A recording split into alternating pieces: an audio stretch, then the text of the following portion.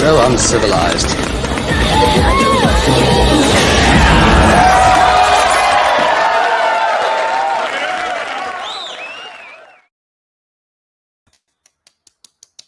I love it.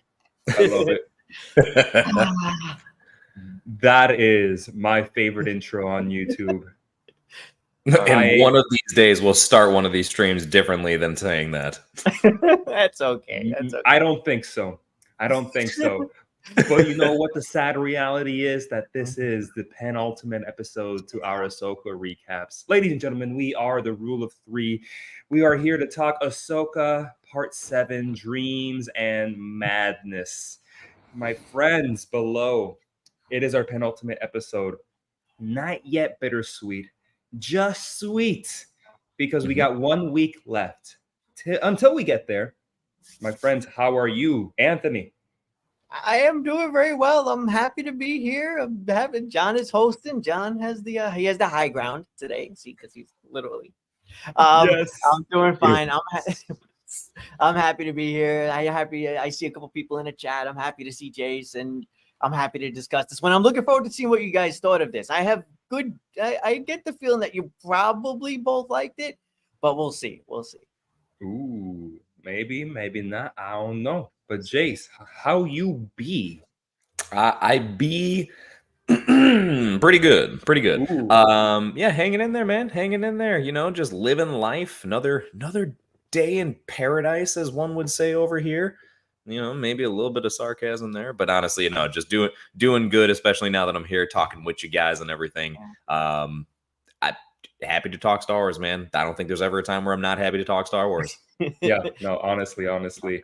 Now, before we get into that beat by beat kind of review we do here, let's get into our quick general thoughts on the episode. I'm going to be straight up with you guys. Anthony, I may disappoint you a little bit. Okay. I thought it was a middling episode, if that's even a word, middling. It progresses the conflict, but not outright. A lot of the questions that we were getting, we get no answers. So appreciated that. And if anything, this one just sets up Part 8 more than anything else. Yeah. And I'll leave it there for now until we get into the more spoilerific side of things. Jace, what about you? I think we are very much in line with this one, my friend, because I enjoyed myself. You know, that's the one thing is I feel so annoyed that as soon as anybody goes to say anything even slightly critiquing, you know, someone's like, so why are you shitting on the show now? What, you don't like Star Wars, so you're not a real fan. Toxic. Or you know, or even just other people that are like, oh, I thought the show was doing great, now it's doing terrible. And it's like, hey, right? What's great is I thought this was probably the most like an episode of Rebels. And it was a good episode of Rebels, right? Okay. But at the same time, I'm right in line with John as far as I was kind of disappointed by the actions of some people, which we'll get into. I was disappointed by the lack of answers or even, you know, getting closer to, right? Just feeling like you were a step closer to certain answers. This felt much more like it should have been this should have been episode 6, you know, and then we should have gotten 2 more after this. To have the finale be following this one just almost feels a little offbeat slightly. So still some stuff that I'm excited to get into, some things that I definitely liked and enjoyed. Once again, thought it was a really dope episode of Rebels. But yeah, that's my at least starting generic thoughts there. every episode of Ahsoka has been a dope episode of Rebels. Right? No, I know, and that's where it sounds funny for me to say that, because I know that, like, I remember from episode 1, it was like, oh my gosh, we got live action Rebels. But I just mean in the sense of, like, when you're watching the show Rebels, this just felt like an episode of Rebels, the series, brought into live action, as opposed to, I guess now we're seeing live action Rebels through the lens of Ahsoka. Yeah, we have no idea what our opinions were before this stream. I'm happy that we can agree on a lot. Jace, with that being said, Anthony, I have no idea what you think about this. It's amazing that, like, yeah, we haven't talked at all, but I'm gonna say we're pretty much on the same page. It sounds like I may or may not have liked this a little more than you guys. I'm not sure, but I'm now at the point officially where it's like answers. This was the episode where I was like expecting answers. Like I feel like a teacher or something. Like, I need answers. I don't know. That's my only, like, especially when it comes to Balin, like, and his motives. I feel like if you would have told me in the first episode that we'd be this far in, and I'd still be trying to, like, maybe fill in the blanks on certain things, I would have been like, oh geez. Now, to the show's credit, I feel like it's still good. It's still giving us more than enough other really, great elements. But I just feel like I needed a few more answers. So I think we're all kind of on about the same page with this. For me, it's really Balin. That's the thing. It's like and I still want to know, but it's pissing me off that I still want to know. Why are we still here wondering about certain things, and which way are we going to go? I don't know.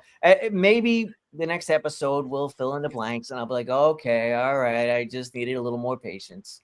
Fine. I mean, hopefully that's wishful thinking to think that maybe the next episode will answer all of our questions. But I definitely agree with the sentiment that maybe we needed 2 more episodes. Yeah. This episode not only lacked answers, but gave us more questions. And we'll get into that. Before that, guys, let's just say hello to some of the people in the live chat before we go to our recap. We got The View with Drew, has been here every week. Drew, what's up? Man. Thanks, dude. And we have Eric Thorpe, who says, yeah, I think I more or less agree with you guys. I think it was just as exciting as the last few, but at the same time felt a bit more hollow after it was over. Happy that we all agree here. That being said, my friends, let's get into the synopsis. This week's episode was written by Dave Filoni and directed by Geeta Vasant Patel. On Coruscant, Syndulla faces a disciplinary hearing with tribunal member Senator Ziono objecting her reports of the secret Imperial Remnant conspiracy. C-3PO arrives, absolving Syndulla by providing a fake authorization by Leia Organa, who believes the threat is real. Arriving at Peridia, the Purgles run into a minefield and retreat. Continuing alone, Ahsoka and Huyang are attacked by Thrawn's forces and hide in a debris field, compelling the Grand Admiral to adopt a more calculated approach. Ahsoka locates Ren through the Force and heads to the planet's surface. Bridger, Ren, and the Noti are attacked by Hati, a bandit gang she and Skull join forces with, and Thrawn's forces, while Skull leaves to pursue his own agenda. Amidst the attack, Thrawn withdraws his troopers and prepares to leave the planet, forcing Hati to flee. Ahsoka, Bridger, and Ren are happily reunited. For now. For now. I actually added the "for now." That part was in on Wikipedia. It's like the best part of the synopsis. Because in classic Rule of 3 fashion, let's jump around for a second. Yeah. They ended with a happy ending. The worst possible thing you could do in Star Wars. We're not getting a happy ending, are we, Anthony? I mean, whenever I Breaking Bad and Better Call Saul has taught me, and also Sopranos, that when characters are happy, brace yourself because it's about to turn into a friggin' nightmare. Does Star Wars do that as well? Will Star Wars do that? Like, is next week going to be bleak? I think so. Yeah.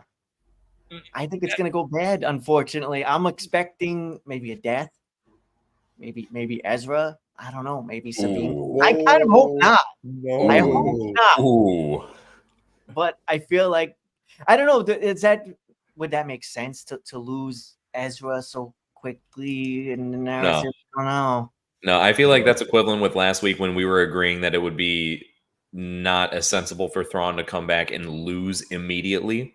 You know, I feel like it'd be kind of in line with that. Like they know damn well that would just be too much of a gut punch to fans, but not in the right way. You know. Yeah. All right. So either way, whatever the case may be, I'm feeling like things are about to get bleak, but we'll see. Jace, yeah. Yeah, man. No, I'm actually going to do a complete not like I was agreeing that Thrawn was going to lose in the first place from before, but now to like even harp on that more. I feel like he's going to come back and he just going to fuck some stuff up. Like I think just we are not ready for what Thrawn's about to unleash upon our known galaxy. I could be so wrong, right? Maybe he just comes back and he instantly goes into hiding, finds his Imperial remnant, people, and gathers them all up and in secrecy before they're all fully ready to go ahead and do something. But for some reason, I don't know. I just feel like with all the preparation that's going in to whatever these are in these like tombs that they're taking, I feel like it's some sort of thing that is going to be like revitalized, brought back to life with the Night Sister magic when they get back to our galaxy and just be like wreaking havoc as well as with the Night Trooper. So yeah, I think some bad stuff's about to happen for people that we like a lot. And I'm still sticking with, though it's not my original thought, I just believe the concept behind someone's going to get left behind in the galaxy that we're currently in. I still think it's going to be Ahsoka, but I also wouldn't be surprised if it was Ezra. Again? No, I know. And here's why. It's because you know how like sometimes people after, especially he's been there for like 10 years, right? So you kind of build like a level of acceptance, and they've gone out of their way for like the last 2 episodes. If you've noticed, and I may be mistaken here, but I'm pretty sure the last line he says in each episode he's appeared in so far has talked about how much he can't wait to go home. And I feel like, what are you doing that on purpose just to play with our heartstrings so that you can eventually be like, oh no, he mentioned how much he wants to go home. Now he's not going home. Maybe he like does, a whole thing all over again of like a sacrifice, like heroic thing to get everyone to go. I don't know, man. Ezra Bridger, No Way Home. Ooh. Yeah, and like the Star Wars nerd me still wants to see him get together with Luke and go off and do some battles, and but I don't know if it's gonna happen. No, I think Ahsoka is going to be the one stranded, if anybody. And I could be, I could be wrong on that. Maybe no one gets stranded. Maybe they all make it back. But that's going to be interesting to see. Is like how they even manage to all get back if they do all get back. Because it's going to have to involve the Chimera somehow. They're going to have to something with the Eye of Sion. They're going to have to somehow be involved in that. It's the only way back, unless they force call out to the Purgles. Space Aquaman's down. They're just like, whoa, whoa, whoa, whoa, whoa. Purgles, we need to get back. And they're just like, whoa. You never know, man. Crazier shit's happened in Star Wars. Wow. In classic Dory style, you just spoke whale.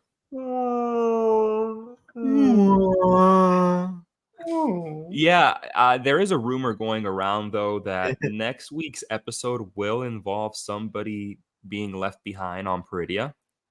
And there's also a rumor that maybe the episode ends with Thrawn finally making it to the galaxy with the lines along the lines of "Let the reckoning begin." Okay. And that'll be our season finale. These are rumors. I've heard it on more than one occasion. If that's the case, I don't want anyone to be stuck. But if we are going to get an Ahsoka season 2, if we're going to get a Mando season 4, Skeleton Crew, which is going to be taking place around this time frame, which people are already theorizing how they could play into this huge Dave Filoni Mandoverse movie. I mean, you need to continue the story somehow. The next step isn't the movie, right? Because if it's not the movie, well, then you got to make more story. And if that means someone gets left behind, and we got to wait another year like we did for Endgame to get some resolution or more. Yeah, You bring and up I a think good that's what they point. Yeah. want. Yeah, I think that was like the game plan. I think honestly, the movie, as much as they want the movie to happen, I think they're almost perhaps from Dave Filoni's perspective, that it's just like it's a bit sooner than what I wanted to do. Like I think he wanted more seasons of anything, whether it be Mhm. Ahsoka, more Mando, more sideshows to build up the story before just dumping us into that. And who knows, man? Maybe you never know where the trajectory is going to go. I know they could easily say like, no, they've already got the next, few movies announced. We've seen things change quite Yeah. a bit, and given the fact that there may be some leadership changes perhaps on the horizon over at Lucasfilm, you never know, man. You never know. So I wouldn't rule out that we might just kind of, if this continues to be a positive success, just like give all the reins to Dave and crew and just kind of like, okay, you know what, we're just following along with this now. Yeah, maybe. We might end this stream where we started. So till then, let's get to the actual beginning of this episode, guys. We start off in Coruscant, and Hera is in front of this hearing, and they're trying to see if they should strip her of her general duties / title. And Never. who comes in to save the day? Yes. My friends, C3PO. I was excited to see him. And were you guys just as offended when Senator Ziono said a mere droid? My Yeah. friends, if Chopper. only you knew. Chopper lost his shit. Chopper Yeah. lost his shit a little bit. He started kind That's of right. buzzing around there. I think Chopper put Ziono on his hit list. Oh, that fucking guy. I was complaining about him. Like, when did he first show up? In a second episode or third episode or something like that? Third. I think it was the Great. third. He makes for a great villainous character. And I think I'd mentioned that, like, he's the father of the lead in Star Wars Resistance or whatever. But I see most people online are speculating that he's like, he's on the take. There's something up with this guy. He's in on a conspiracy. Like, it's just too much. It's what do you guys think? Do you think he's working with remnants, Imperial remnants or something, or is it just he's just a dick? It almost seems like it'd be too easy to make it where it's like, oh yeah, no, clearly he's one of the people that wants the Empire to come back. But like it does play very much into that, and I wouldn't be too surprised, nor would I have an issue with it. He seems like the typical like Imperial officer. At the same time, yeah, no, he does just almost seem like perhaps he really is just a dick, refusing to believe anybody on anything unless it lines up with what he already believes and thinks. Yeah, that might be the case. Anthony, you've seen the animated show Resistance or some of it? Oh, only a little. I couldn't get into it. I watched the first couple episodes. I sort of like the animation, and I'd like to give it another shot. But yeah, I haven't seen enough of it. I think back when I first saw that episode, I did a little quick research on it, and that's how I found out a little bit about that senator and where his character ends up in the future and stuff like that. So he is still around. I think in the times of like the sequel movies, he is, I believe, still around. So unfortunately. See, just People- old as sheesh. Yeah, people that are debating whether Ziono is an Imperial sympathizer or not, or he's just a dick, like you guys said. There is, I don't know if this is true. I haven't seen Resistance. That's why I ask, Anthony. But apparently he survives Hosnian Prime being blown up because he wasn't on there. And so it's led people to theorize that he is part of the Imperial Remnant, who would then slowly one day become the First Order. I mean, it's not enough evidence, but I could see how they could play off with that and say, yeah, he was always part of it. He knew that was coming, so he made sure not to be on Hosnian Prime during The Force Awakens, and he survived. I'm not sure. I haven't seen any Resistance, season 1 nor 2. Again, the guy's a major dick. C3PO comes in, saves the freaking day. Is it is Anthony Davis, right? Oh no, Anthony Daniels. Daniels. Oh, okay. You're talking about the actor. Yeah. And I love that we got a Leia. We got a nice little Leia reference here. I was wondering if we were gonna get like a hologram or something. This worked pretty nicely with her sort of saving the day with this like a retroactive kind of. It was all bullshit. I love that Mom Mothma kind of saw right through that. She was like, oh, okay, Leia, authorized this mission, right? Yeah, she eventually. I love that line. That was pretty cool. Very in line with like. It's funny because like we know Carrie Fisher Sally's around him, but like when you hear about her, it's like they're still getting the character right, even when she's not on screen. Sending C-3PO there, it all that fit. That was very fitting. It also tells me like, man, we're gonna have to get these the original trilogy characters back, whether it's new actors or full on CGI, eventually. Not to go too much down that rabbit hole, but there's no way around it. They would have to play a large part in the in the conflict that's coming. Jace, why'd you giggle when Man, you said Leia? Well, it'd be because you're, Anthony, you're like, oh, I'm happy we got a little Leia reference, and I was like, little. Oh, not the little Leia. No. No. It's not that. Not the actual physical size of Leia. I mean, in the sense of like, bro, this motherfucker just literally was like, yeah, how many times can I say Senator Organa in like 3 minutes of screen time? I swear it got to the point where like I liked it. I did it. How could you not enjoy seeing C-3PO show up? You know what I mean? I will admit though, this was the most fan servicey moment of the entire show so far to me. As much as I love it, there was because I want to hear as far as what the other thoughts are on that. But as much as I loved it, and I don't have an issue with this. Like I think some people legitimately have a problem with fan service. Look, I do, right? Because sometimes it takes away from things, but in a way I don't, because it's like, look, I love seeing that stuff, so it's hard for me to just outright complain. I can usually accept it for what it is. And again, this is a perfect example. I'll totally accept it for what it is. It made sense. It wasn't like it didn't fit. You know what I mean? It's not like there's no reason C-3PO would be there. But once again, it just the introduction of it just almost played into it. Felt like the most fan servicey thing of the show. Just be like, hey, check it out. C-3PO's here. And then again, when he got in, he was just like, Senator Organa said that Senator Organa told you to say that Senator Organa loved. And Senator fucking Organa, don't forget. Senator He had his chest puffed out the whole time too. That's More right. than usual. No, bro. 3PO been working his pecs since the last time we saw him. He's just like, Senate, by the way, Senator Organa's over there. Senator Organa said, have you noticed my gains?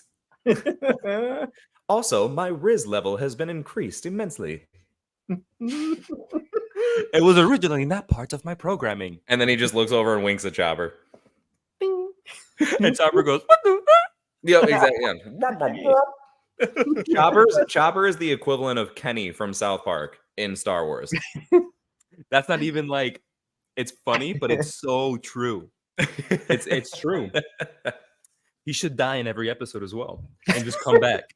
Bro, but he could. He's a droid. They could just have him blow up and be like, we just put him back together again. Yeah. Well, doesn't Chopper and Rebels always blow up and malfunction? I think the malfunctioning part, perhaps. Like I don't know about actual Chopper is literally just a bunch of spare parts put together. Maybe. Wait, Anthony, you were gonna throw in something when I was talking about the fan servicey stuff. Yeah, no. Well, first I would say I agree. It was probably the most fan servicey thing, I guess, because Leia could have just delivered that message, like, and maybe not herself, but like, they get a communication. Oh, look, we have something from Leia. Blah blah blah blah. That's not as, I mean, for TV, that's not exciting as all, though. As it's not as exciting as seeing C-3PO show up and blah blah blah. Mm-hmm. The only thing I was gonna say was, when I saw him, it reminded me, oh, that's right, this leaked that he was gonna be in the show at some point, and it had completely escaped my mind, thankfully. So when he showed up, it was actually a surprise again. So thank God for my shitty memory, because it was a fun. I had no idea. That was a surprise. Yeah, to me. I saw it somewhere, Reddit or something like that. Somebody said that like C-3PO shows up for like a cameo or something like that. Hey, speaking of cameos, we got another Anakin. I was not expecting that at all, and that's the last of the dialogue from like the trailer or the teaser. I think that's the last of the Anakin dialogue. I remember a few episodes ago, we were giving our answers whether we would see Anakin Skywalker again, and we all said yes. So I think I'm going to try to edit it a little bit. I think this is the last time we're going to see Anakin in this show. We technically did see Anakin. Yeah. Even though it wasn't a hologram from the Clone Wars, which is cool. Yes. Ahsoka did have these home video type training modules. in Rebels because she Yes. shows them to Ezra in one episode. So it's nice that they brought it back. But this time with Anakin, with Hayden Christensen, I mean, Mhm. and there's 19 other ones that will get cameos for one day. Do Is there you guys 20? Do you guys think maybe it's possible like that they literally like had him record like a whole bunch of other messages just for like use, maybe for deleted scenes? Who knows where they can squeeze it in? I wouldn't rule it out. I mean, whatever. You have the actor there. He's in costume. Why not shoot a whole bunch of this stuff, right? I'm sure there's a whole bunch of deleted scenes already, even from episode 5. Bro, there was supposedly they shot a scene of which kind of seems similar to what we got in episode 5, where Anakin, but I guess he's like Vader more so at that point because it's Anakin with the red saber going against young Ahsoka. Supposedly there was a scene that I guess again would be very reminiscent to that, but where it was like they were showing alternate universes. And I think we kind of got into this discussion before, but just for the sake of making it a condensed repetition here, is they were going to show like a, hey, even if you wouldn't have left Anakin, he still would have succumbed to the dark side. And apparently like what Anakin was going to show her in the world between worlds was that, you know, let's explore that. And they were going to show that there was like an alternate timeline where she stayed with Anakin and Obi-Wan ends up dying, but then it ends up being Anakin versus Ahsoka on Mustafar. And it kind of plays out similarly to, you know, how we see with Obi-Wan. So supposedly they shot that, the whole battle of them on Mustafar, like recreated. And then they decided to cut it. And now, of course, it's speculation, but could you imagine, man, that exists out there somewhere? That would be so cool. I will say this, we're not going to get into this argument again. I liked that they didn't just straight up do that and they made us think. Again, that's an episode 5 thing. If you want to see our argument on that, you go to episode 5. Go watch that. Can I tell you what I liked about this segment with Anakin, though, is that it kind of shows us the positive repercussions of episode 5, that Ahsoka now sees her master and not merely who he ends up becoming. There's even that moment where Hugh Wang says he really was a good master, and she goes, "Yeah, he was." Yeah. You know, sweet. full circle. I seriously appreciated that. Moving on from that, did we think any Purgles were gonna die? Bro, I thought we were just gonna see literally nothing but a genocide of Purgles. Yeah, the vibe I was getting was more. That, like, Shawn would take them out, like on his way, like into the main galaxy. Like he'd take them out this way, like, you know, nobody else is coming back. So, something along those lines. Oh yeah, if 1,672 minds can't do it, then what can? Well, I did love how like they have some tough exteriors. You know what I mean? I was glad they weren't just like completely just, you know, taking one blast and dying off. And I gotta say, I thought it was pretty dope when all of a sudden they were like, yeah, screw this, and then just boom, and just jumped right back into hyperspace. And they were like, all right, we got plenty of other stops we can head off to. It's all good. Yeah, exactly. So that made sense either way. Now, let's see let's get into this, guys. We got Ezra Bridger. We got a little bit of him last week. Not enough, in my opinion. But this time, this is Ezra Bridger. We said it last week, and the little bit that we got. But I gotta say now, man, I'm blanking on his name, but he's perfect as Ezra. Iman. Oh God, hold on. I got us. Bear with me. Just go ahead. No problem. Anthony, let me pass it to you. Your thoughts on Ezra in this episode and how he is portrayed. I loved it. I thought all of the stuff between him and Sabine was actually some of my favorite stuff in the episode, just where they're conversing and going back and forth, because as viewers, we know this guy's been he's been off the grid, so Sabine has to fill him in on everything. And I like how they sort of handled that, but they also used it as like a moment to sort of so that Sabine is not revealing everything to him. There's some stuff that she's uncomfortable with, so she's telling him, she's filling him in, but she's not filling him in on like all of the details necessarily. But overall, I love the depiction, and I liked. See, I will say this. I would have liked to have seen him, you know, get his hands on his original green saber and get into some action. Instead, we got him doing some more force pushes and getting a little more creative. That, I guess that makes sense. I've seen people say like that, like, well, maybe there's no crystals. You know, Yeah, maybe. Yeah, no, There's no Kyber Kyber crystals out case there. he Yeah. couldn't remake his saber. I've What got was the actor's name? yeah, Jace. It is Iman Asfandi. Okay. I I'll hope forget it. I know I mentioned that like maybe he's gonna get taken out. I hope he doesn't, because I think he's doing a pretty great job overall. I don't think so. I really don't think he's going to be taken out. Will he maybe stay on Peridia? Sure. I don't think he's being taken out. Anthony, you mentioned it. Let me touch on it before we forget. I am divided on Ezra and when we see him fighting, and I'll tell you why. Because at first, it was so dope. It was the Ezra that Jace promised me a year ago, where he said that what if he took all this time and just got stronger in the Force? And so he's like, I don't need no lightsaber. I got the Force. And that's literally what happened. He says, I don't need it. The Force is my ally. Yes. I don't need a blaster because the Force is my ally. And this is where I'm divided. Because then he eventually just resorts to using weapons. What happened? Yeah. I'm glad you said it. Oh, Jace. Well, then you progress it, please. So I couldn't help but laugh like that entire time for two reasons. Number one, this I feel like was one of the it was cool, but it was also to me one of probably their biggest missed opportunities of the episode. Strictly because if you're going to take the time to showcase that someone has been relying on like some form of martial arts, kung fu mixed with the Force, awesome. But this is where you have to showcase that he's able to utilize it in a way that we haven't.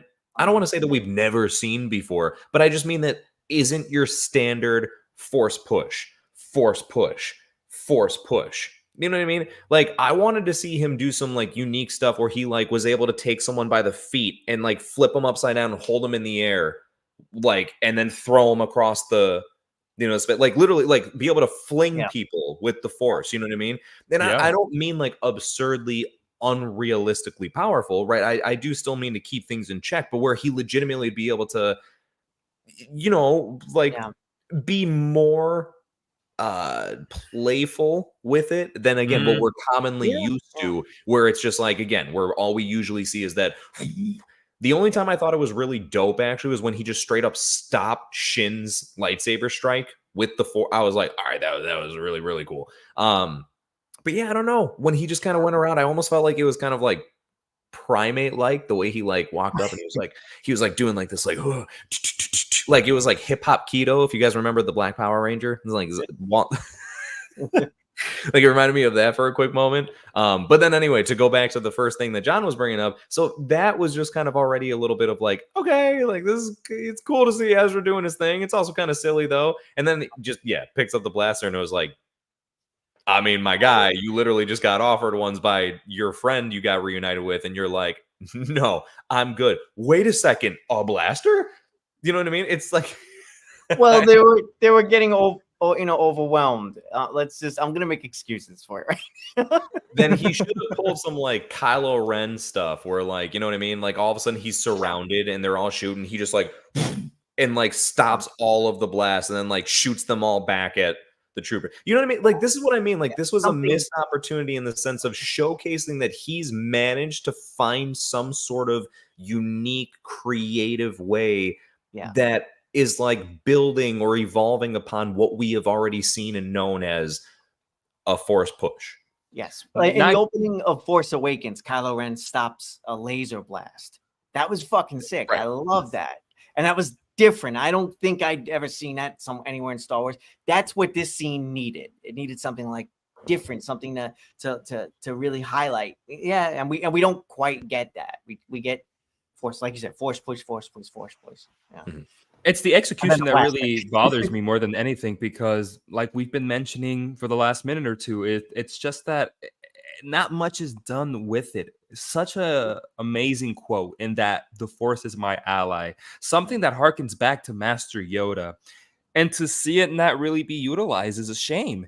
I think though, right, in lore, this is not me making an excuse for the bad execution, but an excuse for the way we saw it, and it's not as strong. Maybe it's because Ezra isn't supposed to be as powerful in the Force as a Luke Skywalker is, for example. And if this is apparently going to be leading up to a film where he will be meeting up with Luke Skywalker, and he, let's say Ezra does do something as dope as like stop every single blast that's coming, send it back out to them. That's something I see Luke doing more than anything.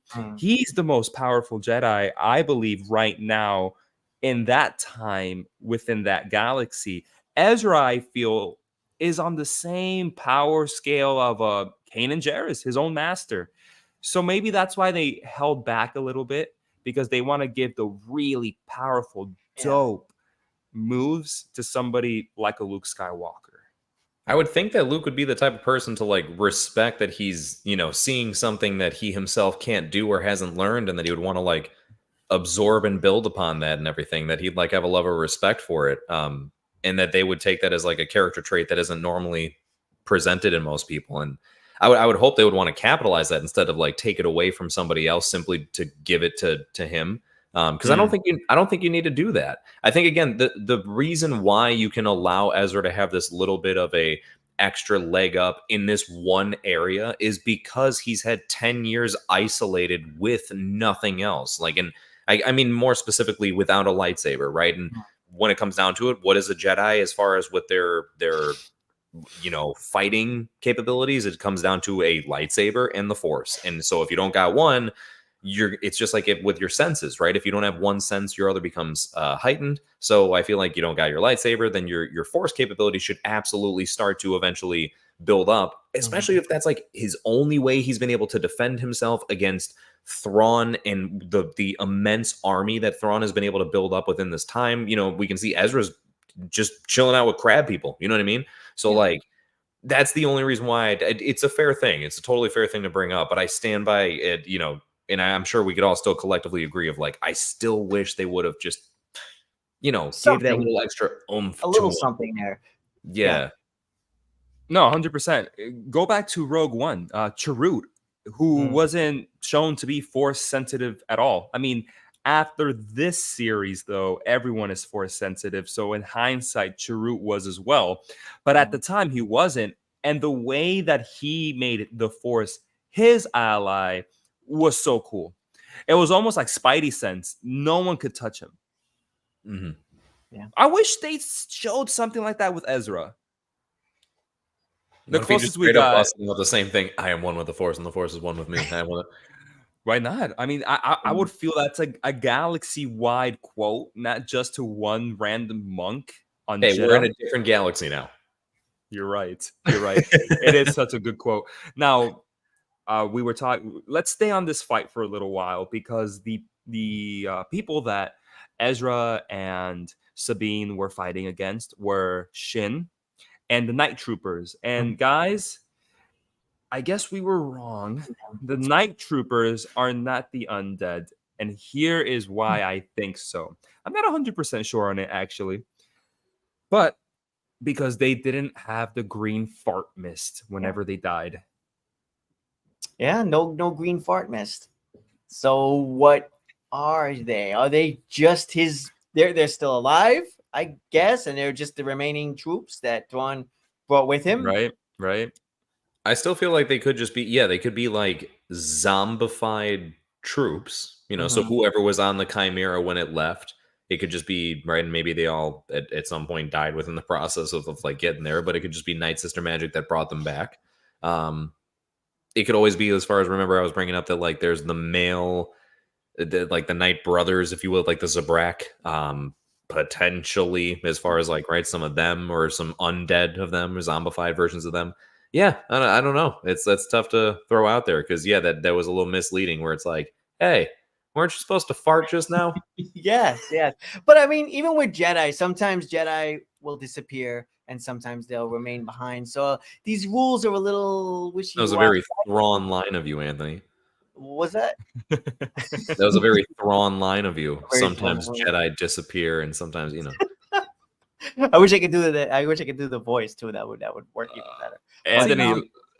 Anthony, let me pass it to you real quick. Jace, you open the floor, but I'll pass it to Anthony for a second. What we got of Thrawn in this episode, are you satisfied? Are you okay with it? Okay. I'm conflicted on it. Here's why. I feel like the performance was excellent. I loved it. I want to see more. But I did feel like it felt like we fell back into how Thrawn was depicted in the Rebel series, where he has a plan. He seems like he has it all figured out. He's moving the pawns around, and then he kind of loses, and it's just like, but wait, well, we haven't really lost because blah blah blah blah blah. I'm like, that's perfect. That was the most perfect roundup of Thrawn this episode. Jace, what about you? What are your thoughts? Yeah, man. No, I'm definitely as far as on a pretty similar page there. Did we lose Anthony?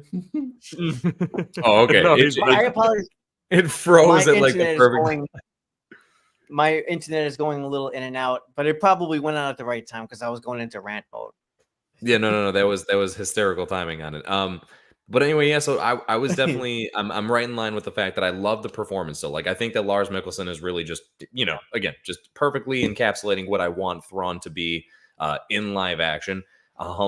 I do agree though that I think what they tried to do in this episode was to prove that Thrawn is really resourceful. Like it's like they were really trying to just, I don't want to say shove it in the audience's face, but really, really make it known of like, this guy's strategic.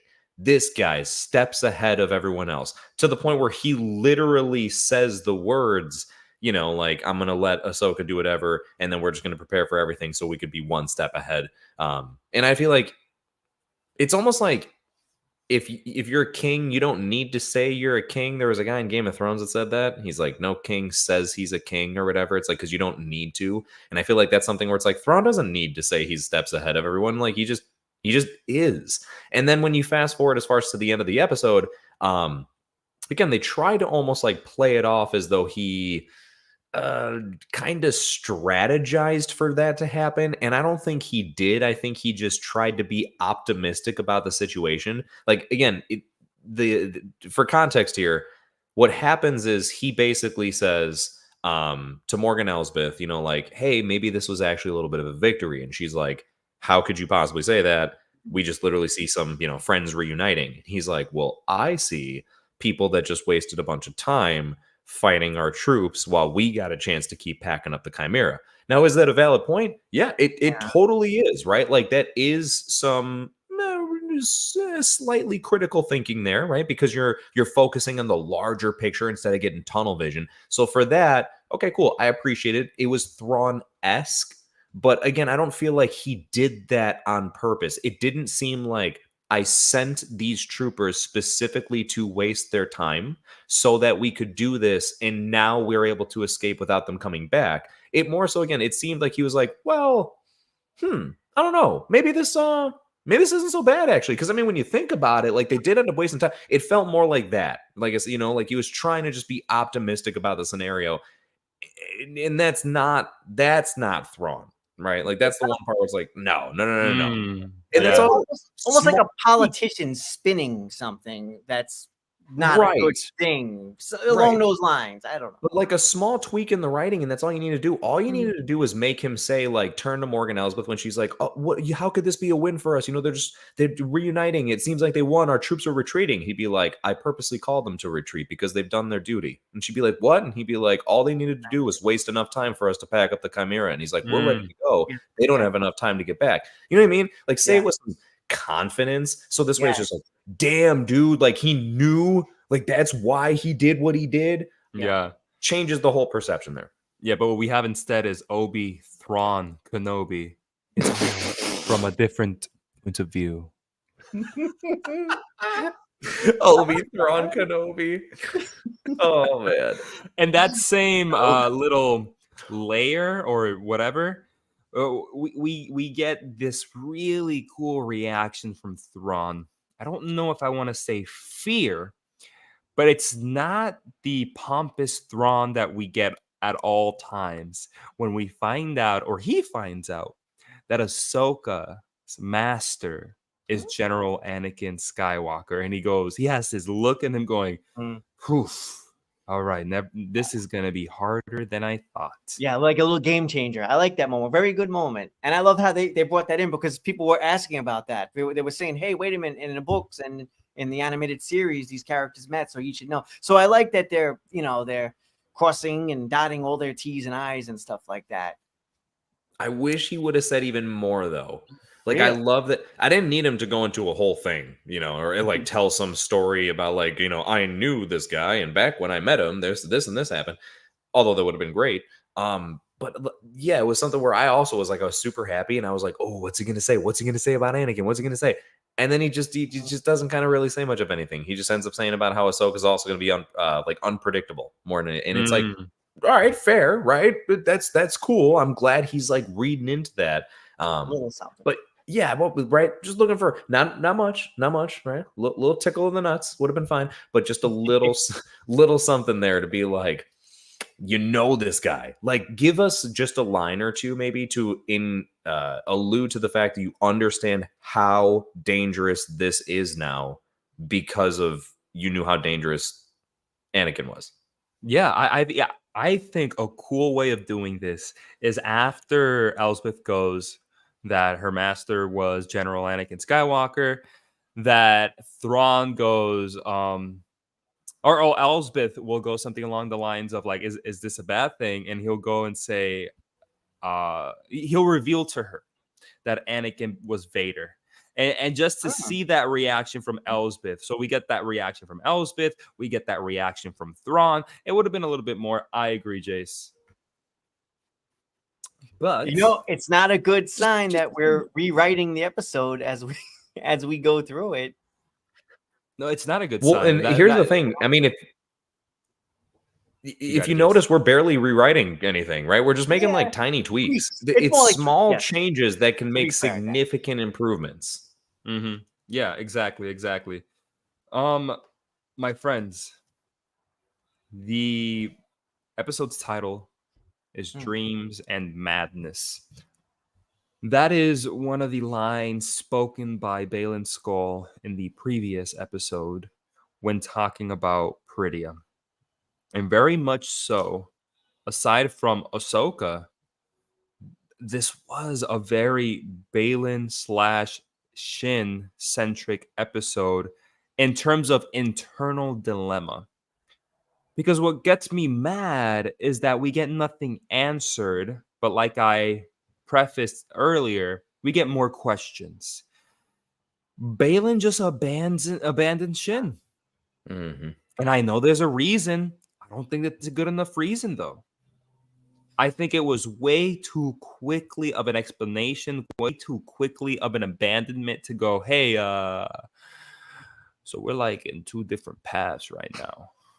I'm gonna need to head out. I'll call you an Uber. Yeah, no, it's not you, it's me. Yeah, I'll call you a Star Wars Uber. Be like a Purgle, a Poober.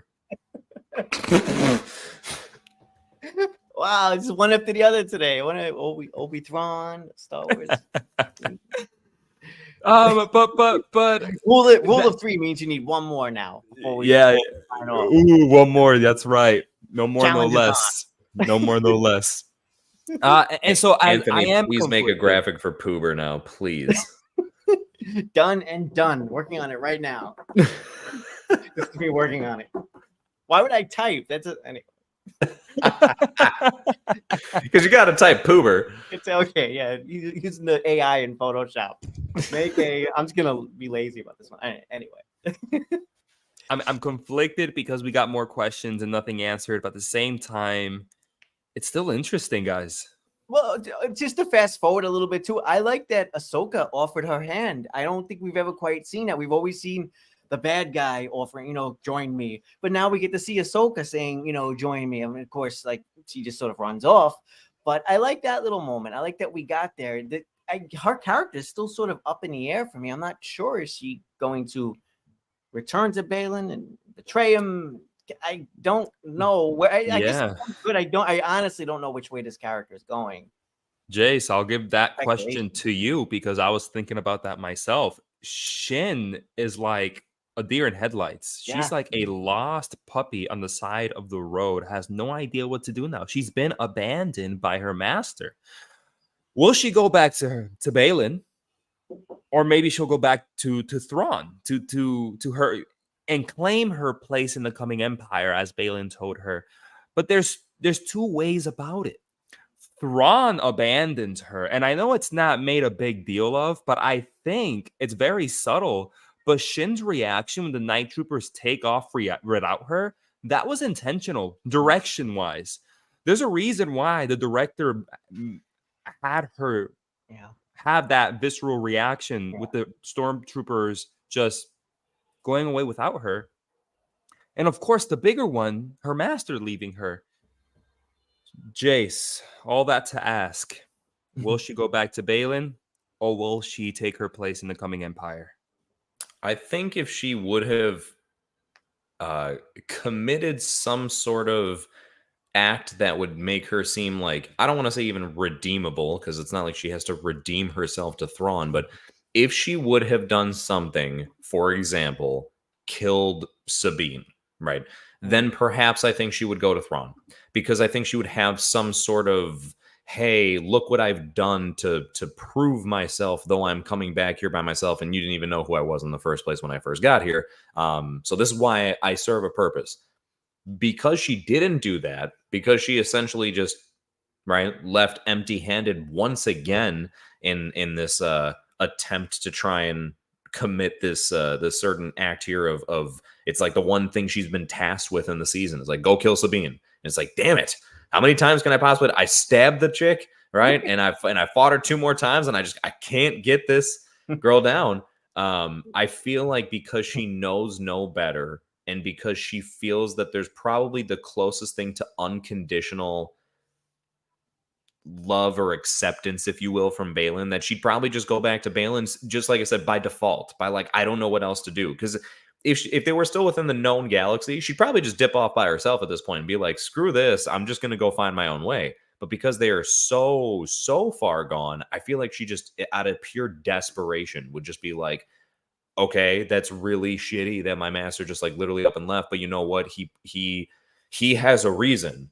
Like I think she would make some justification for it. Like he's on a mission for something. He has a greater purpose, and I'm part of that purpose. Now I say that thinking that she would actually still be like conflicted the entire time. Like I said, doing that by default, not because she really wants to, but because she's out of fright, not knowing what else to do. Because we were pointing this out last week. She's clearly second guessing him to some degree, And I mean, obviously that was even happening here when he's like, go after and kill them. And she's like, by myself? Like, aren't you going to help me? And he's just like, nah, you got this. And she's just like, what? Like you could, there was a whole, like, I don't really get what's going on here. Like, I was so down for your cause and now I don't know what to think. But when you're in a situation like what she's put in, what do you usually do? Your brain goes to what is like my source of comfort, So I think she would just go back to him. But I don't know, man. That's weird, and I honestly wish I'm a little disappointed here that we didn't even get a smidgen more of a hint at what exactly Balin is going towards. I don't know. Did you guys come across any theories? There was one that I happened to, and I'll just introduce it for the hell of it. There was one thing I heard where perhaps he's being called by an entity known as Abeloth, which was more so brought up in like Star Wars Legends or EU or whatever they want to call it now. And long story short, we had brought up about like the gods of Mortis, right? There was one episode we were saying that, hey, I bet Anakin is now the father, right? He's taken over that position of the father, like the guy who's the balance between the light and the dark. Then there was the son, and there was the daughter, the son being the dark side, daughter being the light side. Abeloth was like not actually a god from what I understand, but some creature that they took care of, and she in turn also took care of them, and they like titled her the mother because of that, so that she wasn't the same as them, but whatever, right? Not exactly like a I don't know how to title it. It's weird. Long story short, she from what I understand, like some sort of like entity, force, whatever possesses her, I believe, and she just becomes like this straight evil, weird, like looking like Melina out of Mortal Kombat, where she's just got like nothing but teeth as far as for her entire jaw. Like there's no skin here or whatever. It's weird looking. But she's like pure evil, just like pure straight up nothing but evil, evil, evil. And people are like, well, maybe that's what's calling out to Balin. Maybe she's been like, out in this distant galaxy trying to call out to something to regain power and come back to life. Maybe it's like, but I don't know, connecting some dots there. Yeah, and it could be that, or it could be like a character that's basically like a stand-in for that character, except it's just the new Disney canon version. But does that fit in line with Balin? Because we see he has the Iron Saber, and he's not exactly Sith, he's not exactly all evil, and he's definitely not Jedi. Whereas the character you're talking about is just pure evil. But then again, she could be manipulating him and stuff like that. So I don't know. It's frustrating, man. I love the character again, but yeah, I feel like I needed those answers, man. It's just not good. It does have to be a different entity. It has to be something that's separate from Thrawn, the Night Sisters. It has to be, he's on his own path, right? So it has to be something else that's calling to him. That's not related to Thrawn. It has to be by default, I guess, right? It can't be related to Thrawn. I'm just thinking out loud here. So I feel like maybe Jace, you are onto something. I didn't think we were going to be theorizing about this come episode 7. Yeah. Right. I seriously didn't. I honestly thought we were going to get answers last week. Questions and answers. And we just got questions. Whatever. 100% questions this week, right? Mm-hmm. Nope. So 100% questions next week, right? What if we don't? God, I don't know. And I wonder if we're the only ones. I haven't checked other reviews and stuff or anything like that, so I have no idea what the fan base is feeling or whatever. But I'm wondering. I'm gonna bet a lot of people feel the same way, because if it's 3 of us all getting these vibes, then that might be the the consensus. Like, yo, we needed some answers, we didn't get them. Yeah, majority of the fan base. Don't get me wrong, I absolutely am. Just to make it crystal clear, I'm still digging the show big time.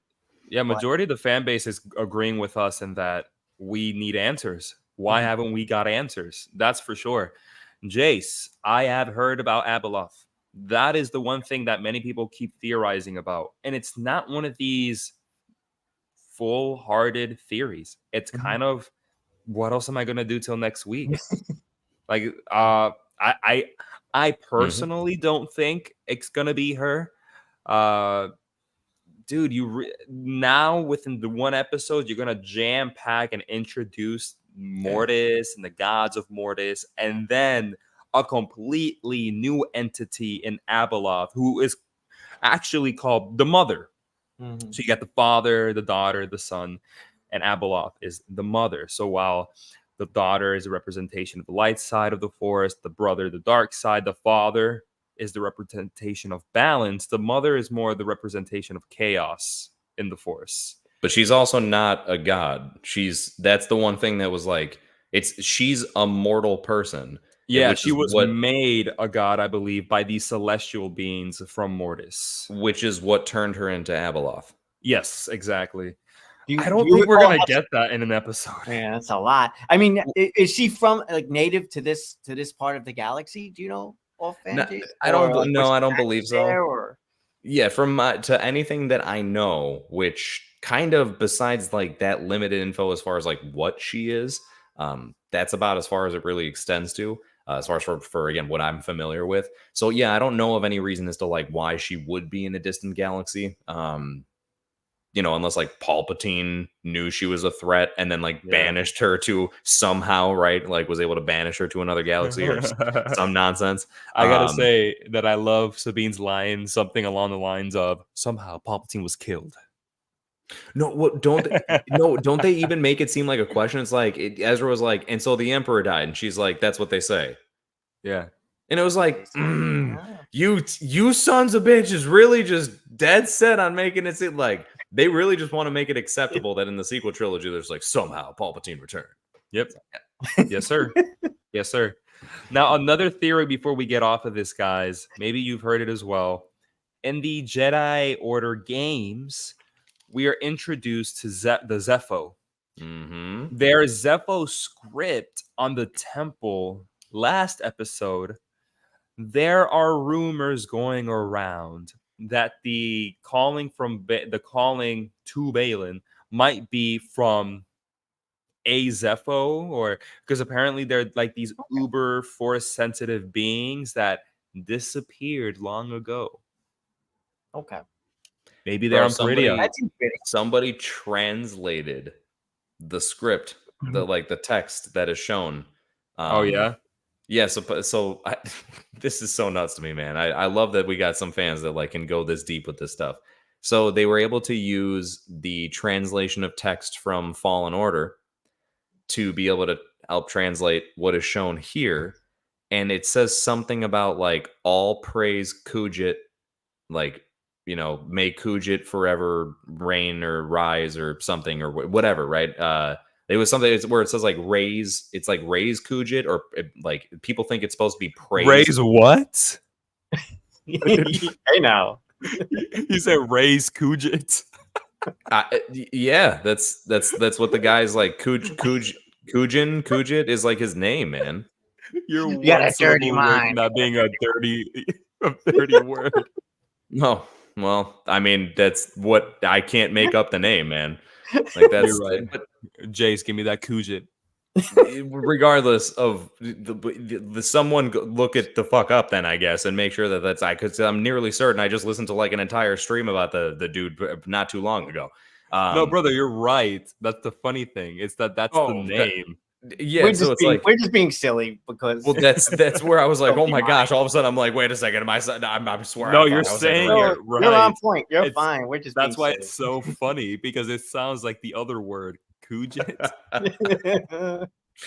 So, well, and it was so like when someone put that, they just basically felt like maybe he's the dark force because he, out of all the Zepho, there was like different, obviously, characteristics, just like, you know, people. There's some good, there's some bad, there's some in the middle.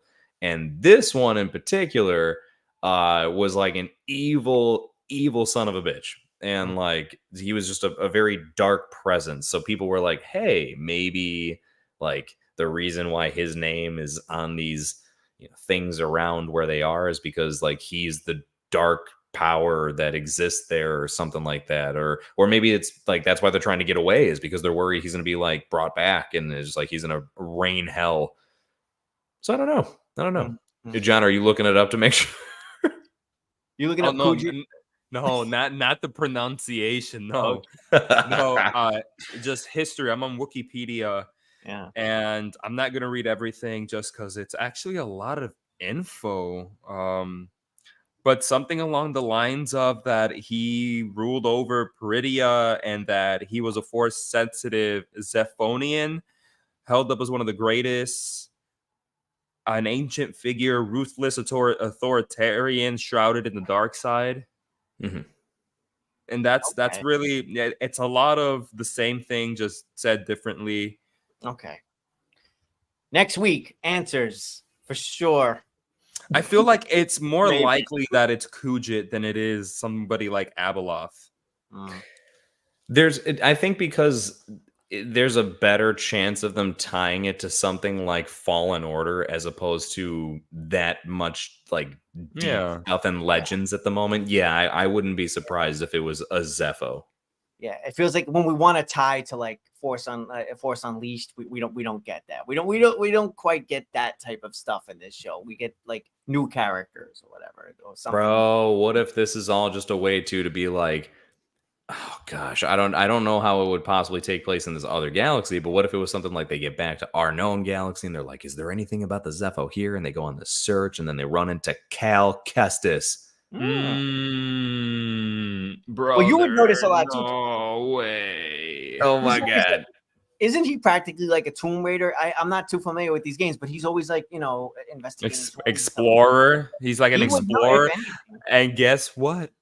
You know who the characters in Skeleton Crew are gonna be like? Explorers. Okay. So what did they meet with Cal Kestis? Ooh, I'll be down. Bro, I just want him to pop up. Again, I can't imagine that they got Cameron Monaghan to play him and then design the character to look exactly like him for no reason whatsoever. Because they didn't have to do that, right? They didn't have to go that deep with it. They could have just made him look like whatever they wanted, right? But no, they made him look exactly like the dude, and it's kind of like, come on, we already have the Thrawn voice actor playing Thrawn, so this isn't some brand new thing. It's bringing the dude from the video game into the live action.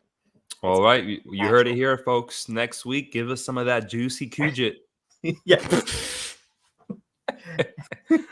Hashtag bring on the Kujit. It's funny because I wasn't even thinking as far as like it was just like, what, the Zepho? Like, what's so funny about the Zepho? And then it was just like, oh, good, sweet Jesus, sweet Kujit. Let's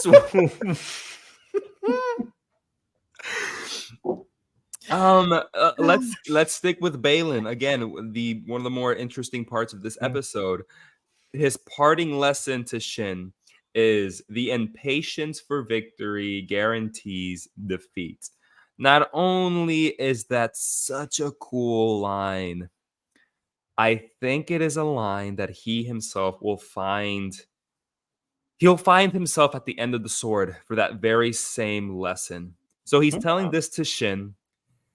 My prediction here, if Shin is not redeemed, and if she's redeemed, she better not be redeemed like Reva from Obi-Wan, that she kind of just walks the desert now. I don't want that. I want her to be actually redeemed.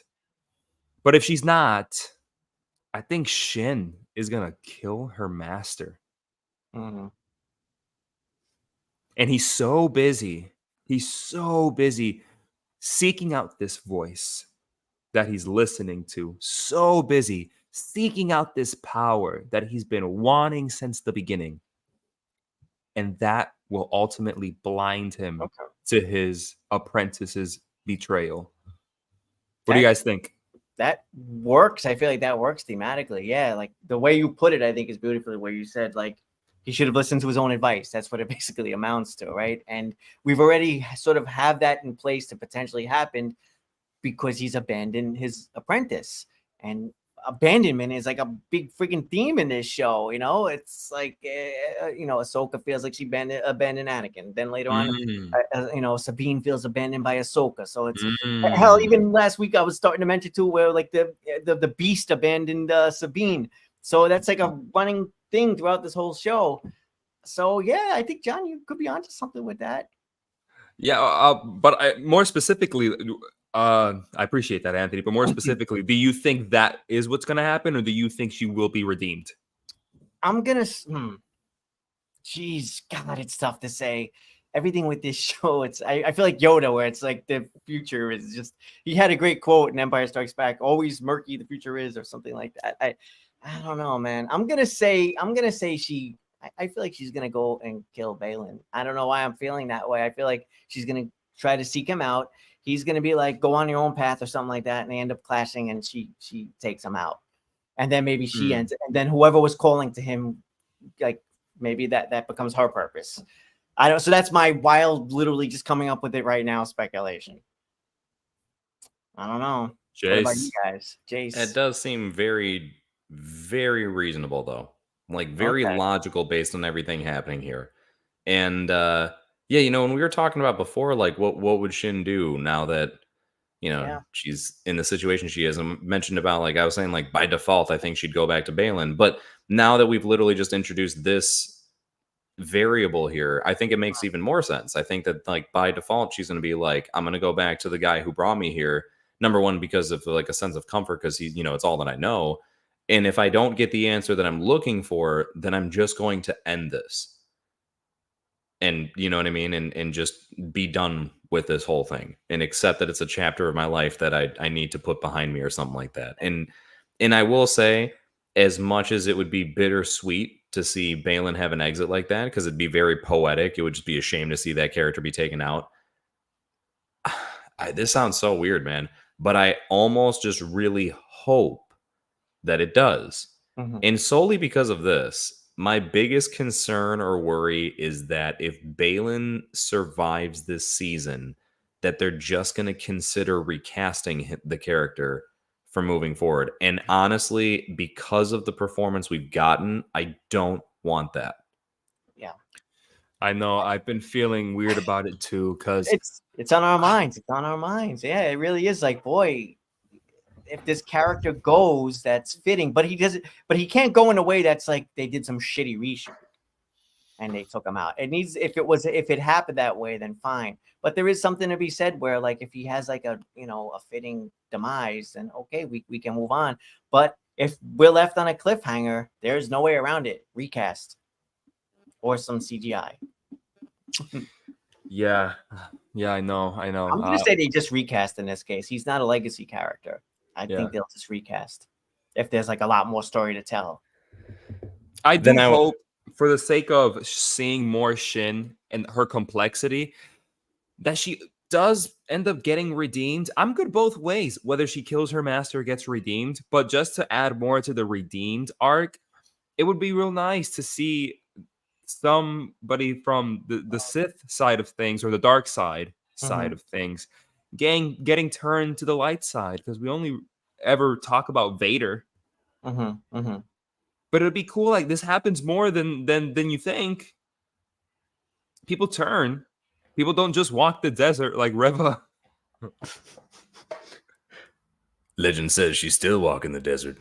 I will keep walking, Reva. We don't want to see you again. Maybe she'll meet up with Reva. Oh my god. No. That's how far Reva walked into the other galaxy. Yeah, just somehow I just kept walking. Yeah. I was running. Yeah, that's exactly what I was thinking of. I was just walking. After I survived another lightsaber stab, Obi-Wan said they was my magic shoes. Obi-Wan said they take me anywhere. Comment down below if you know what we're talking about. Darth Vader always said life was like a lightsaber stab. You never know when you're gonna get one next.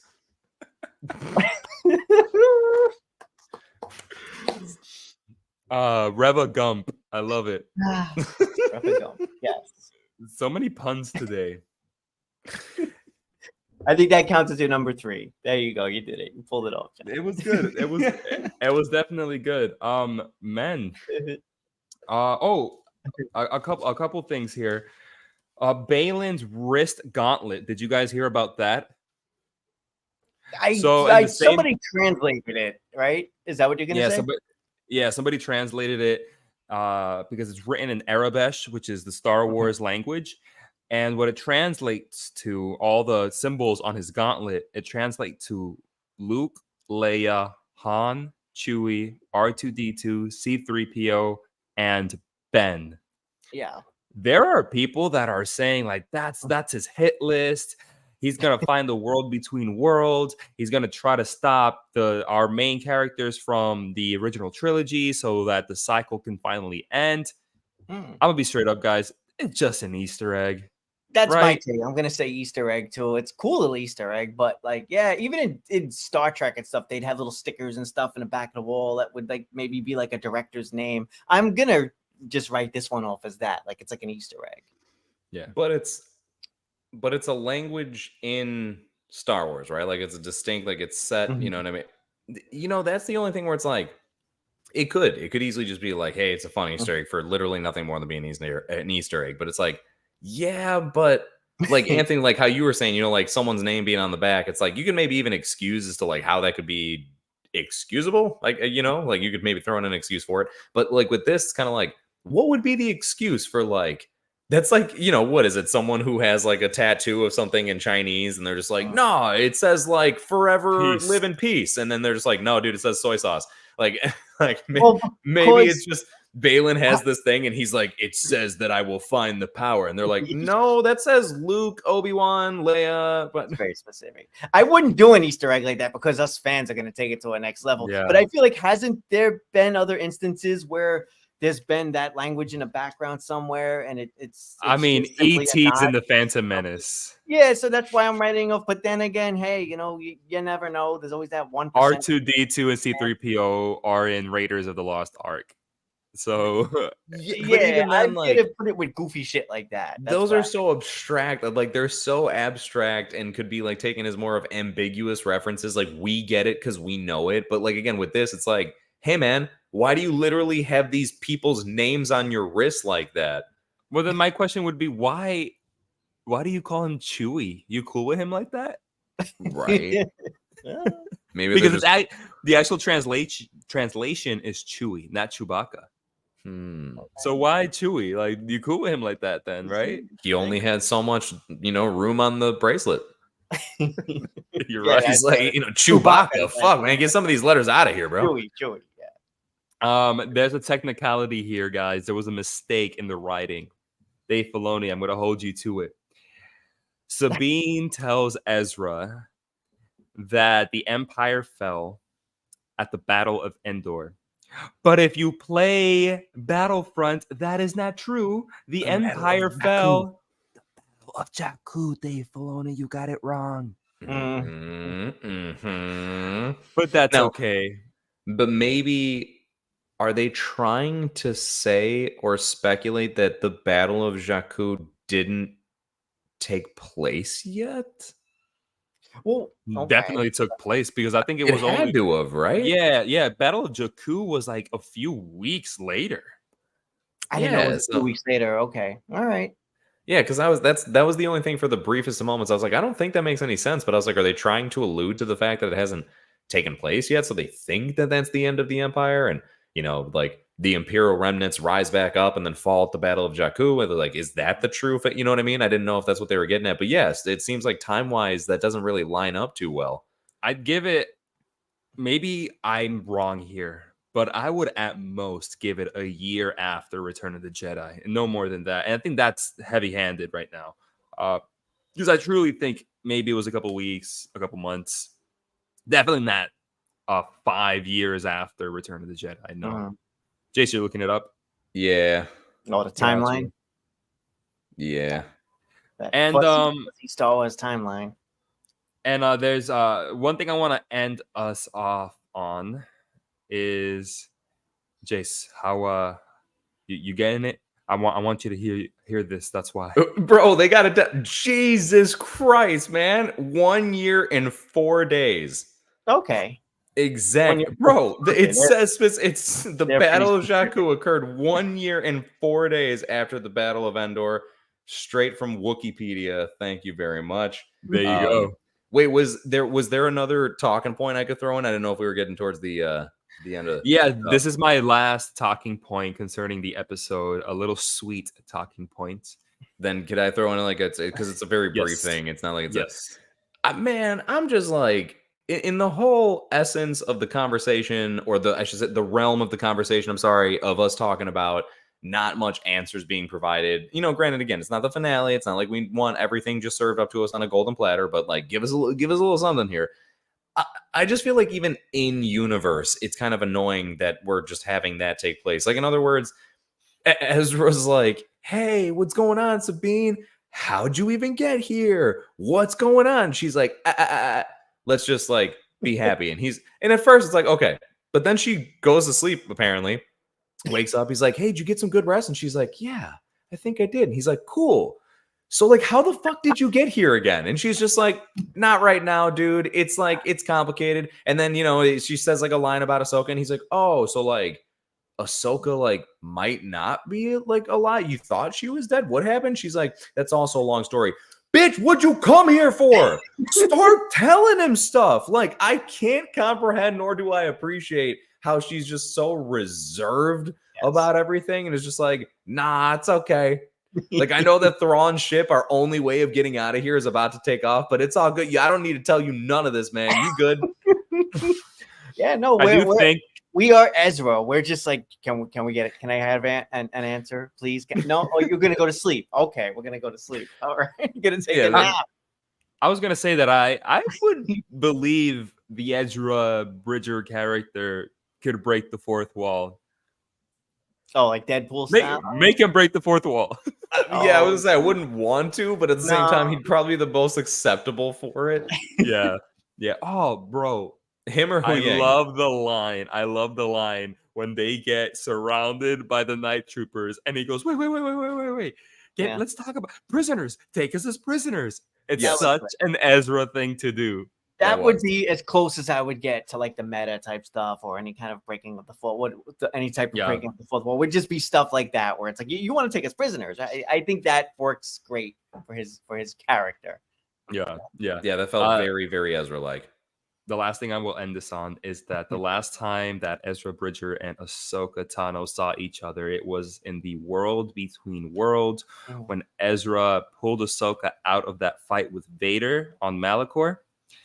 And the last thing that Ezra tells Ahsoka is, "Come find me." And she pulled through with that promise. Wasn't that sweet? Isn't it weird so like they are the same, right? Like it's not different Ezra's and Ahsoka's. Do you know what I mean? No. Like when they go back into their own respective, but like they had that conversation. They're the same. Yeah, so it's like okay. Yeah, I just wanted to throw that out there for the hell of it. I also found it weird that like that wasn't one of the first things out of her mouth. Like of course, like there is just the, hey, it's good to see you. And my gosh, they seemed way happier to see each other than like Ezra and Sabine. That felt or Ahsoka and Sabine. Yeah, exactly. Well, I bring up Ezra and Sabine because like she's been like really on like the, she literally was willing to throw away the fate of her galaxy just to go and find him. And then they finally like see each other again. And she's got like the most like awkward, like, hey, okay, hold on. That's real life though. We all have that one friend that talks game all night, and when it's time to go and talk to a girl, he goes, No, but yeah, that's fair. But it wasn't Ezra. Like he was like all like he's just like, hey, what's up, girl? And then she was just like, it was switched. And then that's fair. But I don't even feel like I picked up the vibe of she was like wooed by him. I think she was just like, oh, what's up? There you are. And it's like, why aren't you like running up and hugging or nothing?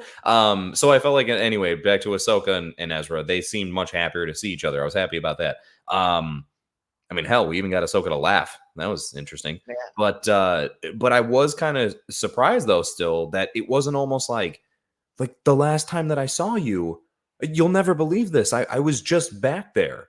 I saw my master. You know what I mean? Like, even if she didn't get into an entire discussion, I get it. It's maybe tough to just like cram in a bunch of stuff into dialogue right there. Yeah. But it would have made like sense to be like, hey, since this is the last time I've seen you, man, and remember what we said to each other the last time we saw each other, and remember where we were, and you'll never believe I was recently back there.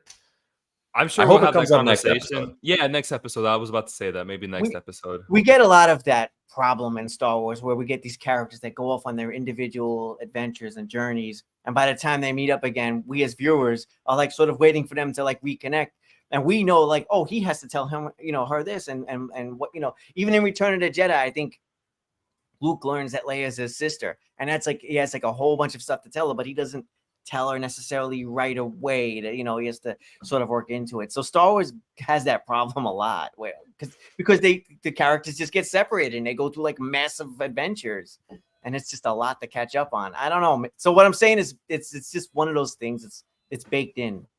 But I do feel like there's ways to execute that well. Like, Game of Thrones is a really good example of a show that took characters who legitimately were separated for seasons upon seasons upon seasons, and then you finally bring them back together, and you feel like the weight of the situation of like, oh my gosh, like I legitimately feel relieved for them that they're finally back together. And it's weird because even though like I know these characters more than maybe for other people that are getting introduced to them for the first time here, right? That maybe for people that haven't seen Rebels or haven't watched Clone Wars or neither, I was still like, oh, this is really dope to see them back. But it was tough because I feel like it wasn't just translated as well as like they really want to be back together, even though they've been talking the talk. It was like, let's see you walk the walk. I want y'all to be more excited. Oh no, I'm friends. lagging on my side, so I apologize sometimes for the pauses. That's on my Oh side. no! I keep meant losing you I guys. want the characters to be more excited, not you guys to be more excited. That's what I got it. I got 'Cause it. I'm always excited to be here. No, I appreciate it. I'm like literally just losing you guys, and then I come back and you're like mid conversation. Unfortunately. All right, my friends, we have talked about this episode longer than I thought we would. I didn't think there was going to be that much to talk on, but hey, we stretched out some points. I'm happy. We got content. I'm happy. We happy. We got a couple good references. Reva Gump, Poober, Thrawn Kenobi, classics. Yes. Expect the t-shirt soon. Kujit? Ooh, Juicy Kujit. Juicy Kujit. Bro, you know how many of these things could be on shirts? That's what I'm saying. That's what I'm saying. You get that juicy Kujit Thrawn Kenobi. Bet, taking a poober to you right now.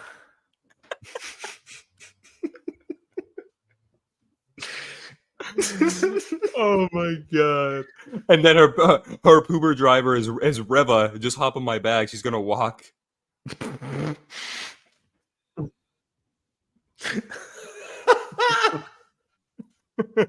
I just imagine Reva slowly walking Tatooine. Yep. Let's end this, guys. Thank you all for watching. Thank you all for being here live. Thank you all for rewatching. If you're rewatching, comment down below your thoughts on this episode.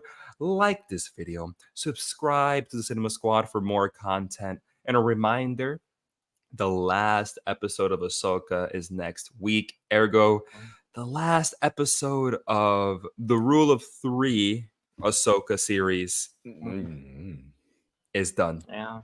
For now. I know. Just for Ahsoka. Yeah. Just for Ahsoka. Just for Ahsoka. Just for For Ahsoka. Ahsoka. We'll be back for season 2. If there's a season 2, we'll be back for season 2. Exactly. Well, anything else Star Wars? And anything else Star Wars. Till then, we are the Rule of 3. No more, no less. That's right. May the Force be with you. And don't forget to make sure...